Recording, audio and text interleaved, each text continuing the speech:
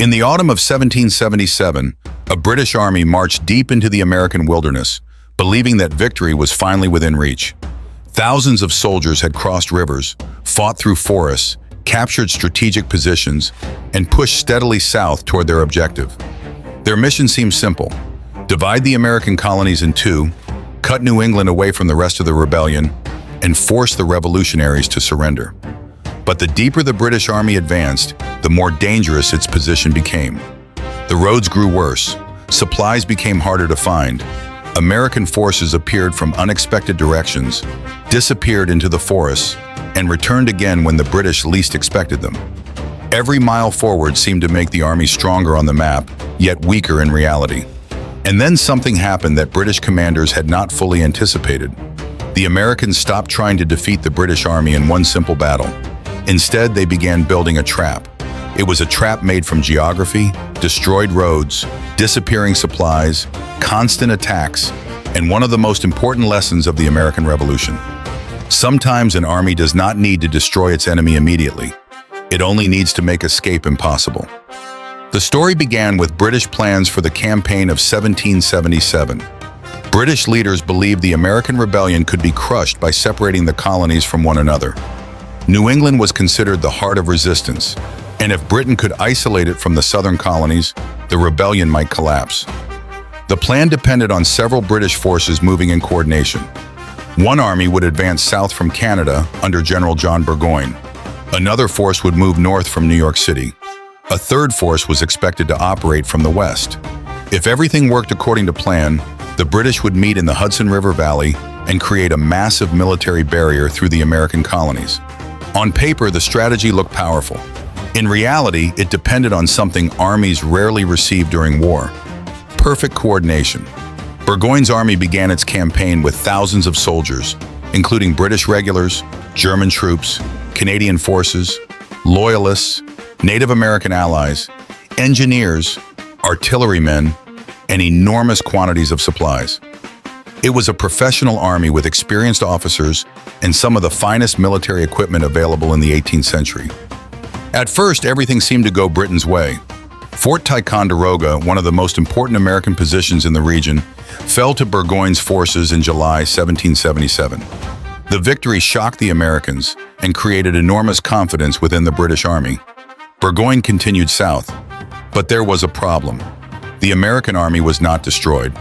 Instead of collapsing after losing Ticonderoga, American forces began retreating while destroying or removing anything the British might need.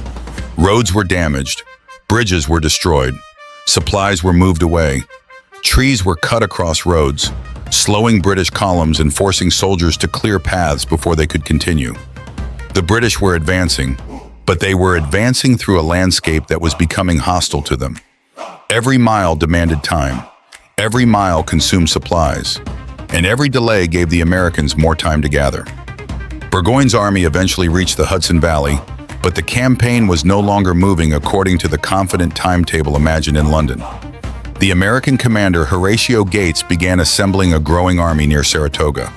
Behind him stood thousands of American soldiers. In front of them stood Burgoyne.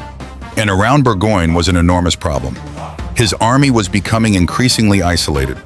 The British had expected support from New York, but General William Howe had taken his army in a different direction and captured Philadelphia instead.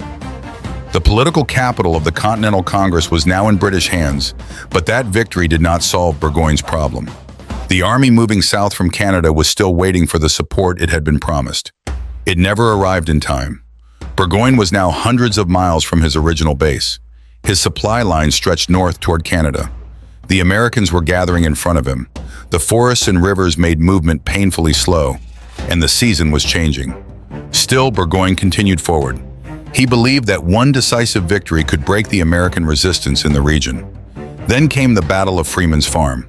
In September 1777, Burgoyne's army attacked American positions near Saratoga. The fighting was brutal. British regulars advanced through difficult terrain, while American forces repeatedly attacked their formations. The British managed to hold the battlefield, but the victory came at a terrible price. Hundreds of British and German soldiers were killed or wounded. The Americans also suffered heavy losses, but something important had changed. The British had not destroyed the American army. The Americans had not fled. Instead, they had demonstrated that they could stand against Burgoyne's veterans. For Burgoyne, the situation was becoming increasingly dangerous. His army was losing men faster than it could replace them. His supplies were shrinking, his communications were uncertain, and the American army was getting stronger. The British commander now faced a decision. He could retreat north toward Canada, or he could remain where he was and wait for assistance, or he could attack again and try to break through the American position. Retreat would mean admitting that the campaign had failed. Waiting would consume precious supplies. Attacking could destroy the army. Burgoyne chose to continue. It was a decision that would soon leave his army with fewer and fewer options. The Americans understood something Burgoyne could not ignore forever. They did not need to chase the British army through the wilderness. They did not need to defeat every British soldier in open combat. They only needed to keep Burgoyne trapped between an advancing American army and a collapsing supply line. As autumn approached, the American position around Saratoga became stronger. Fresh troops continued arriving. Militia joined the Continental Forces. American commanders gained confidence. Burgoyne's army, meanwhile, was becoming increasingly desperate. Then came another blow. A British force under General Henry Clinton finally moved north from New York, but the operation was too late to rescue Burgoyne. Clinton captured Forts Clinton and Montgomery along the Hudson, but the news did not reach Burgoyne in time to change the situation. Burgoyne was still surrounded by uncertainty. He had advanced too far to retreat safely. He was too weak to force his way through, and the promised British support was nowhere near him. The trap was closing, but Burgoyne still had one option. He could attack the Americans again. If he won, he might break the American lines and reopen the road south. If he lost, there might be nowhere left to go. On October 7, 1777, Burgoyne made his final attempt. His army moved against the American position near Bemis Heights. What followed would determine the fate of the entire campaign, and this time, the Americans were ready. On October 7, 1777, Burgoyne's army moved forward for the second major engagement near Saratoga. The British commander knew that time was running out, but he still believed a determined attack could break the American position. His soldiers advanced through the autumn landscape, carrying muskets, ammunition, and the confidence of an army that had already captured important American positions. But the Americans were no longer the disorganized force Britain had expected to face months earlier. They had learned. They had watched the British advance. They had studied their movements. They understood that Burgoyne's greatest weakness was not his soldiers. It was the distance behind them. The farther Burgoyne moved, the more difficult it became to supply his army. And now the Americans were ready to exploit it. American troops under General Horatio Gates held strong positions around Bemis Heights. Their artillery covered important approaches, while thousands of soldiers occupied defensive ground that was difficult to attack directly. Among the American commanders was Benedict Arnold, an aggressive and talented battlefield officer whose relationship with Gates had become increasingly bitter. Arnold wanted action. He believed the Americans should attack aggressively rather than simply wait behind their defenses. When the British began advancing, the battlefield exploded. American troops moved against the British formations while artillery thundered across the fields. Musket fire echoed through the woods as soldiers fought at close range. The British regulars resisted fiercely, but the Americans continued pressing forward. Then Arnold entered the battle. Despite his disagreements with Gates, Arnold rode toward the fighting and personally encouraged American soldiers to attack. His presence energized the troops. He moved across the battlefield under heavy fire, directing men toward vulnerable British positions. The fighting became chaotic. British and American soldiers collided around fortified positions in wooded slopes. Officers struggled to maintain formations as smoke covered the battlefield. Cannon fire tore through the ranks while wounded men were carried away from the fighting. The Americans began gaining momentum. One British position after another came under pressure. Eventually, Arnold led an attack against the British defenses at Freeman's Farm. American troops surged forward, forcing the British to retreat from important ground. But the victory came at a cost. Arnold was severely wounded when a horse was shot beneath him. His leg was badly injured, yet the attack had achieved something far more important than a single piece of ground. It had broken Burgoyne's ability to continue the campaign. The British army withdrew toward Saratoga. For the Americans, the battlefield had become proof that Burgoyne could be defeated. For Burgoyne, it was something much worse. His army was now trapped. The Hudson River lay nearby, but the route north was threatened by American forces. The road south was blocked. His supplies were running dangerously low. Reinforcements were not coming, and winter was approaching. Every day Burgoyne waited. His position became weaker. His soldiers needed food. His horses needed supplies. His artillery required ammunition. His wounded needed treatment. Yet the Americans could continue receiving reinforcements from the surrounding countryside. Burgoyne had entered the campaign believing that his army would separate the colonies. Instead, he had become separated from his own army's support. This was the heart of the American trap. The Americans did not need to surround every British soldier with a physical wall. They had surrounded Burgoyne with distance. They had surrounded him with geography. They had surrounded him with an army that continued growing while his own force continued shrinking. Burgoyne finally realized that retreat was becoming his only hope. His army began moving north towards Saratoga. The march was slow. Soldiers carried wounded comrades. Wagons struggled along muddy roads. Horses were exhausted. Ammunition was limited. Food was running low. Behind them, American troops followed. Ahead of them, the route to Canada was becoming increasingly dangerous. Burgoyne reached Saratoga and established a defensive position, hoping that the situation might somehow change. But there was nowhere left to go. On October 13th, American forces tightened their positions around the British Army. Burgoyne called his officers together. The situation was desperate. His army had lost hundreds of men in the recent fighting. Supplies were dangerously low. The Americans were positioned to prevent escape. The British commander had no reliable route to retreat and no immediate reinforcement coming to save him. For the first time in the campaign, surrender was no longer unthinkable. It was becoming unavoidable. Burgoyne attempted to negotiate. The Americans demanded surrender of the entire British force.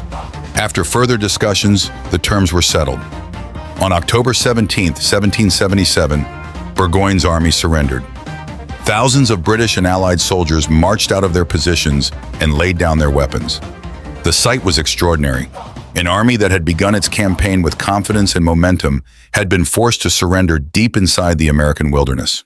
The Americans had not destroyed Burgoyne's army through one overwhelming charge. They had slowly removed every possibility of escape. But the consequences of Saratoga reached far beyond the battlefield. The American victory shocked Europe. France had been watching the rebellion carefully. Until Saratoga, French leaders had been uncertain whether the Americans were capable of defeating Britain. Supporting the revolution openly was dangerous. Britain remained one of the most powerful nations on earth, and France did not want to waste money, weapons, and soldiers on a rebellion that might collapse. Saratoga changed that calculation. The Americans had just captured an entire British army. That was no longer a rebellion that could be dismissed as a temporary disturbance. It was a serious war. France decided that the Americans were worth supporting. French military supplies, weapons, money, naval power, and eventually soldiers would become crucial to the American cause.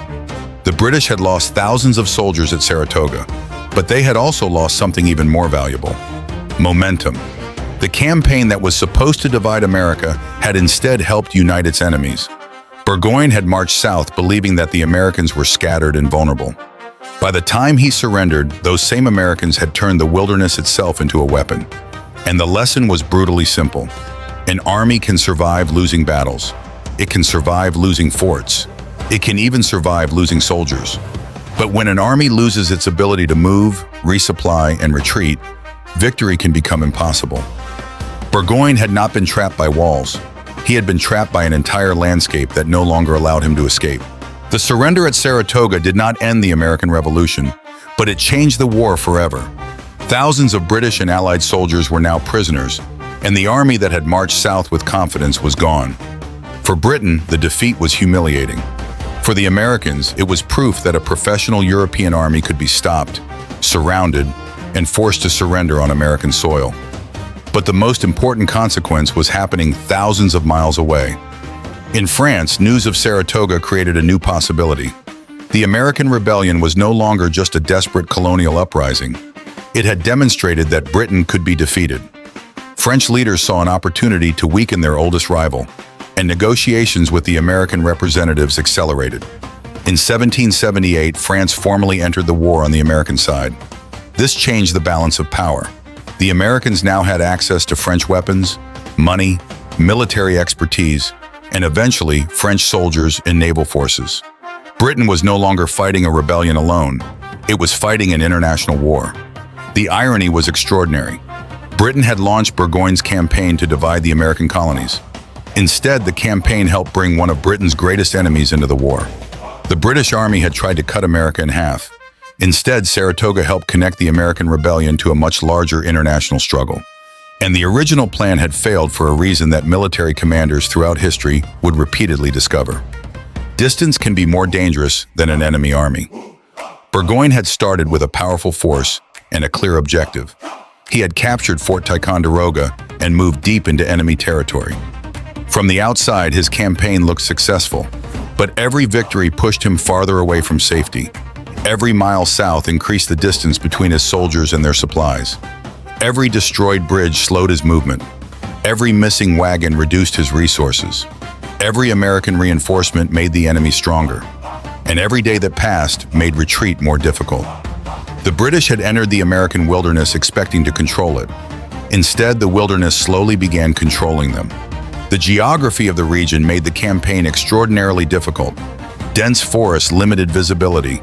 Rivers divided the army's movements. Poor roads slowed heavy artillery and supply wagons. Autumn weather made travel increasingly difficult, and winter was approaching rapidly. The Americans understood these conditions because they were fighting on familiar ground. They knew the roads, they knew the rivers, they knew the forests, and most importantly, they knew that they did not have to destroy Burgoyne immediately. They only needed to keep him moving deeper into a position from which escape would become harder. This was what made the American strategy so dangerous. It was patient. There was no single moment when the trap suddenly appeared. The trap was built slowly. A bridge destroyed here, a roadblock there, a supply wagon removed, a British patrol attacked, a reinforcement arrives, another route disappears. Individually, none of these actions seemed powerful enough to destroy an army. Together, they created a situation from which an entire army could not escape. Burgoyne's soldiers were still brave, his officers were still experienced, his weapons were still powerful. But an army can only fight effectively when it has food, ammunition, transportation, communication, and a safe route to retreat. At Saratoga, those foundations were disappearing one by one. The American victory also demonstrated something important about the Revolutionary War. Britain was fighting an enormous geographic problem. The Atlantic Ocean separated Britain from the battlefield. Supplies had to travel thousands of miles by ship. Orders from London could take weeks or months to arrive. British commanders operating in North America often had to make decisions without knowing what other British forces were doing. That was exactly what happened during Burgoyne's campaign. The entire strategy depended on different British armies coordinating their movements. But coordination failed. Burgoyne advanced from Canada. Howe moved toward Philadelphia. Clinton eventually moved north. The three forces never combined in the way British planners had intended. Burgoyne was left exposed. And once he was exposed, the Americans had the opportunity they needed. The defeat became one of the most important turning points of the American Revolution. The British still controlled major cities. They still possessed a powerful navy. They still had thousands of professional soldiers. The war was far from over. But the psychological balance had changed. Americans who had once wondered whether independence was even possible now had proof that British armies could surrender. European governments now saw that Britain could be challenged, and British commanders had to confront a new reality. Winning individual battles was not enough. They needed a strategy capable of controlling an enormous continent against an enemy that could retreat, regroup, and return. The American trap at Saratoga became a lesson in the difference between tactical strength and strategic position. Burgoyne had soldiers, he had artillery, he had trained officers, he had captured forts, but he did not have enough control over the territory around him. The Americans did, and that difference decided the campaign.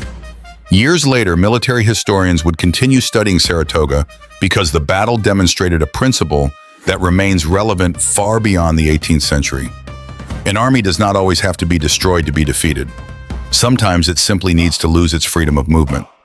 Once an army cannot advance, cannot retreat, cannot resupply, and cannot receive reinforcements, Its strength begins disappearing no matter how powerful it looked when the campaign began.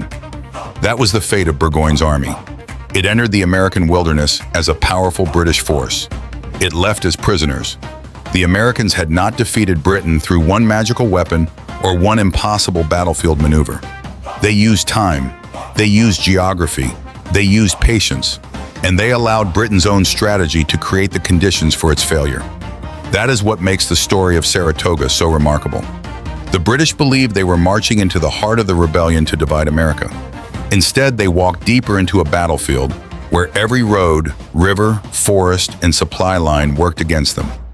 By the time Burgoyne realized the danger, the decision had already been made. There was no easy retreat. There was no army coming to rescue him. There were no supplies waiting ahead. There was only the American army tightening its position around him. And on October 17, 1777, the British soldiers finally laid down their weapons.